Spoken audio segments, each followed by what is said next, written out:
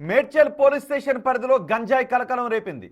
గంజాయికి బానిసై రూమ్ను అద్దెకు తీసుకుని నివసిస్తున్న 7 విద్యార్థులు, 3 పెడ్లర్లను పోలీసులు అరెస్ట్ చేశారు. 6 కిలోల గంజాయి, 1.5 లీటర్ల హ్యాష్ ఆయిల్, 10 సెల్ ఫోన్లను స్వాధీనం చేసుకున్నారు.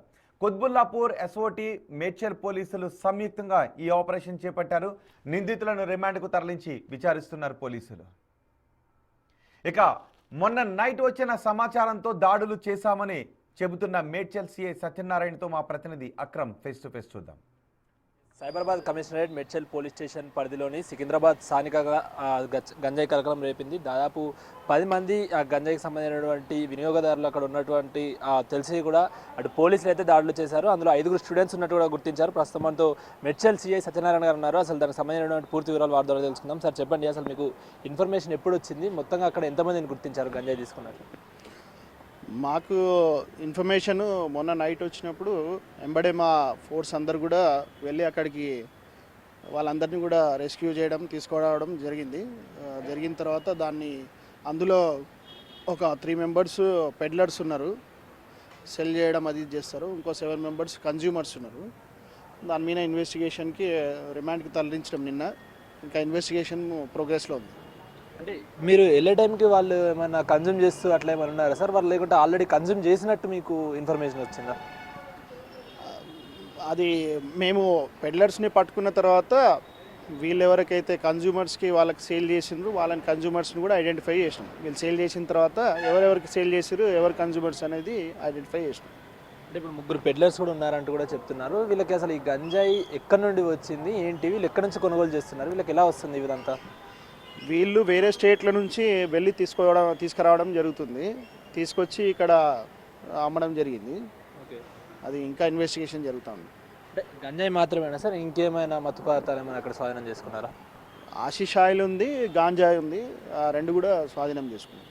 అంటే గతంలో కూడా చాలాసార్లు మేడ్చల్ మన ఈ జోన్లోనే ఎక్కువ కూడా ఈ గంజాయి తాగడమే కానీ లేకుంటే సేల్ చేయడం కానీ ఇలాంటివి చాలా చూసాయి. ఎందుకు సార్ ఈ ఏరియాలో ఎందుకు కేసులు ఫైల్ అవుతున్నాయి? అట్లేం లేదు, అన్ని ఏరియాస్లలో ఉన్నారు పెడ్లర్స్, కన్జ్యూమర్స్. గవర్నమెంట్ ఇనిషియేట్గా తీసుకొని వీటిపైన ఎక్కువ ఫోకస్ చేయడం కూడా జరిగింది. దీనిలో భాగంగా మేము ఆల్ కాలేజెస్లలో ప్రతి కాలేజీలో కూడా మేడ్చల్లో ఉన్న ప్రతి కాలేజీలో కూడా గాంజా గురించి మీటింగ్స్ కండక్ట్ చేసినాను. ఓన్లీ సిఎంఆర్ కాలేజ్లోనే ఒక 4400 మెంబర్స్ దాకా మీటింగ్ కండక్ట్ చేసి 4 మీటింగ్స్ కండక్ట్ చేసి మా నార్కోటిక్స్ టీమ్ కూడా వచ్చింది ఇక్కడికి.